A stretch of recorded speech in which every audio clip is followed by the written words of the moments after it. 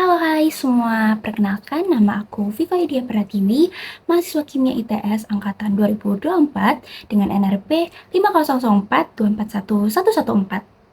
Kalian tahu nggak sih kalau misal kopi ini melalui proses kimia?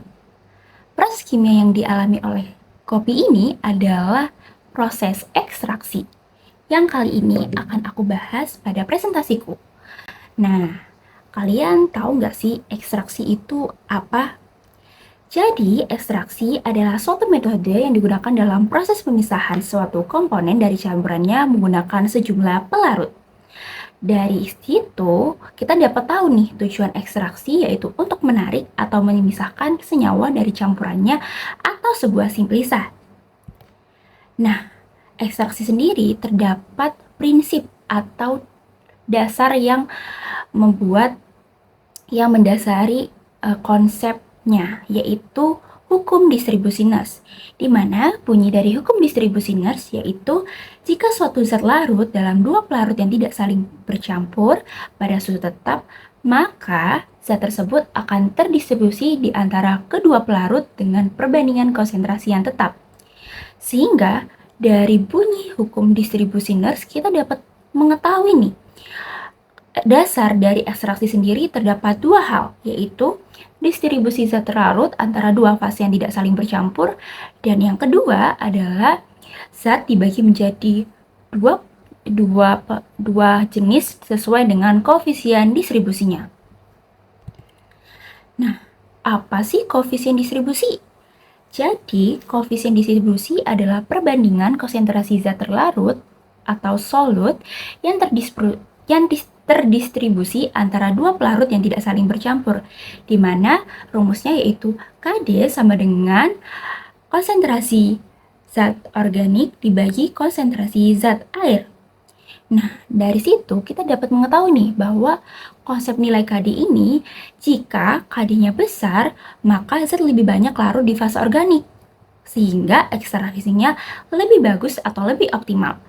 Tetapi jika KD-nya kecil, maka zat yang lebih banyak terlarut di fase air atau di airnya, maka ekstraksinya kurang optimal.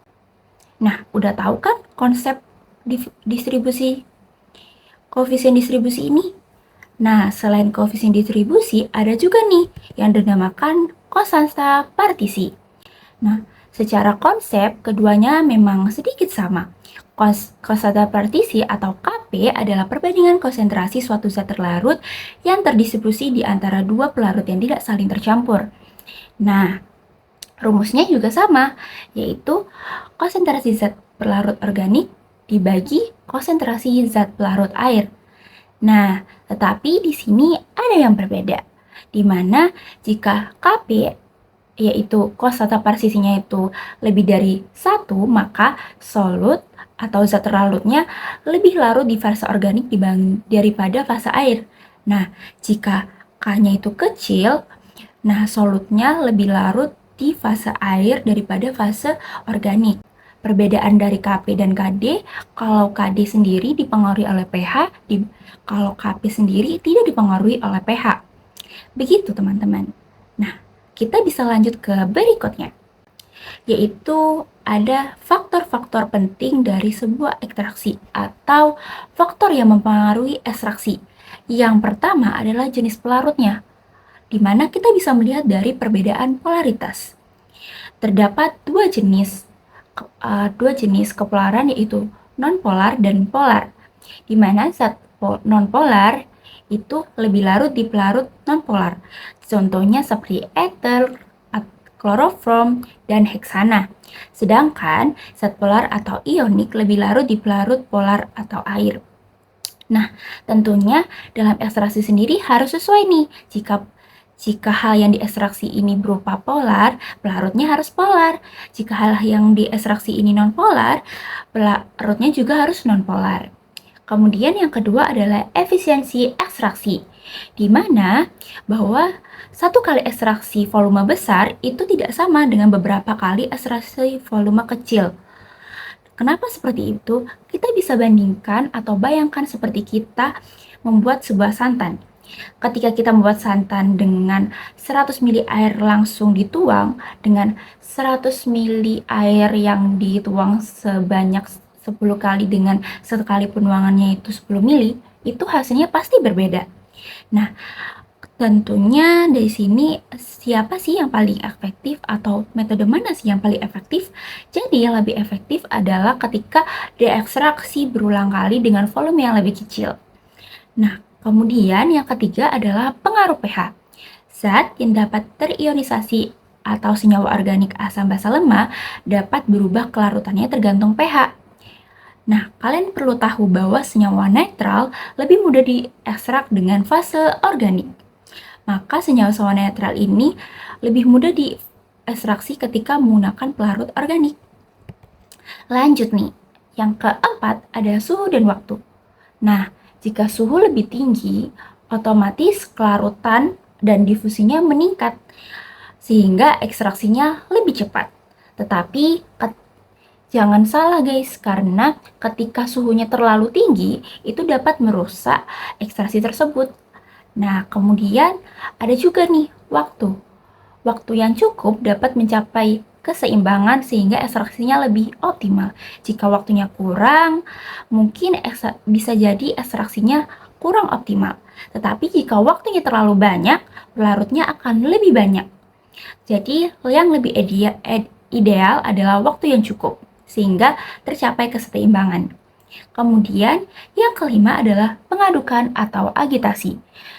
Jadi, agitasi atau pengadukan ini akan mempercepat ekstraksi dengan adanya perpindahan massa analit ke pelarut, sehingga akan berlangsung lebih cepat dan efisien suatu ekstraksi tersebut. Yang terakhir nih ada perbandingan sampel dan pelarut. Jadi, ketika pelarutnya sedikit, maka larutan tersebut akan cepat jenuh.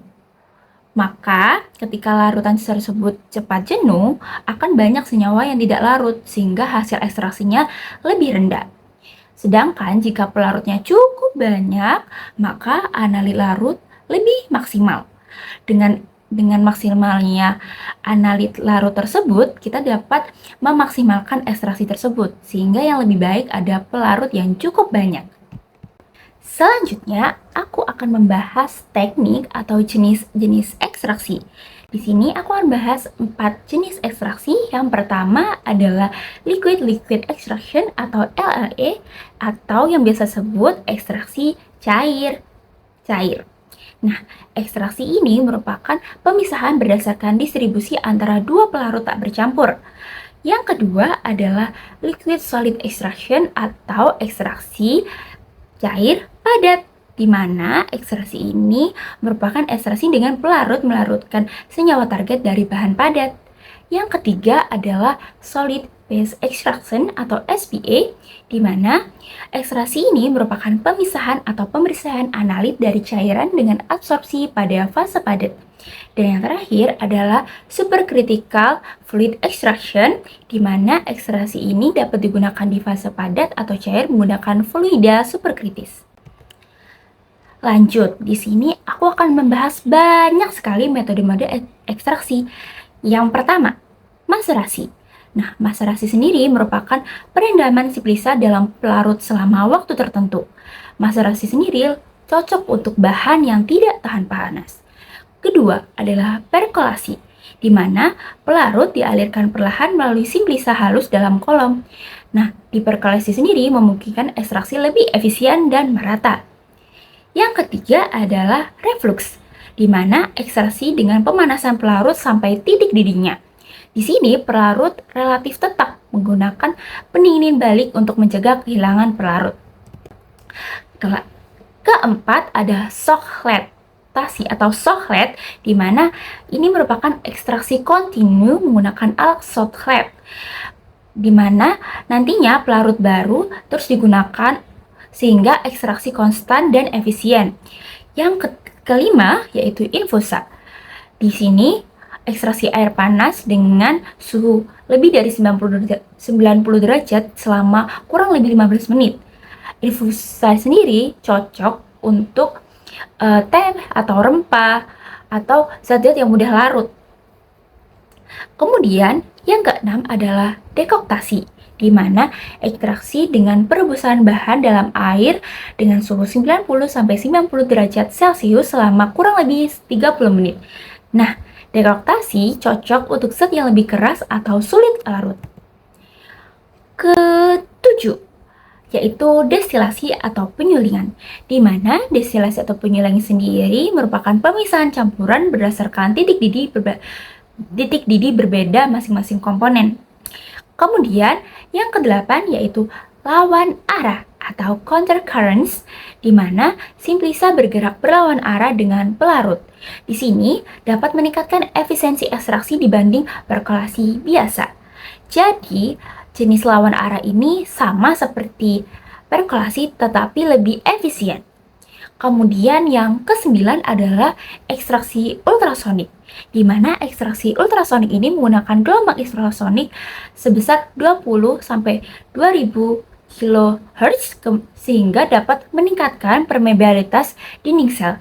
Ketika permeabilitas dinding sel ini meningkat, isi sel keluar lebih cepat sehingga ekstraksinya pun lebih cepat. Kemudian yang ke-10 yaitu microwave assisted extraction atau MAE, yaitu di mana ekstraksi ini menggunakan gelombang mikro dengan sebesar 2450 MHz sehingga di metode ini selektif untuk senyawa polar saja sehingga dapat dilakukan ekstraksi yang lebih cepat. Dan yang terakhir adalah ekstraksi gas superkritis atau SGE. Di metode terakhir ini, ekstraksi menggunakan CO2 bertekanan tinggi. Di sini cocok untuk ekstraksi minyak atsiri atau senyawa yang mudah termolabil. Nah, dari aku jelasin tadi, kita dapat tahu nih bahwa ekstraksi sendiri itu sangat luas dan dapat diaplikasikan di banyak hal. Di farmasi, pangan, kosmetik, lingkungan, bahkan di bioteknologi. Contoh-contohnya adalah pertama, isolasi senyawa bioaktif tumbuhan di alkoid, flavonoid, dan minyak atsiri. Kemudian ada pemurnian produk kimia dan farmasi, pengolahan pangan, kafein, perwarna alami, minyak nabati, bioteknologi, industri farmasi, dan banyak-banyak lagi. Nah, sekian nih penjelasan aku mengenai ekstraksi pada hari ini.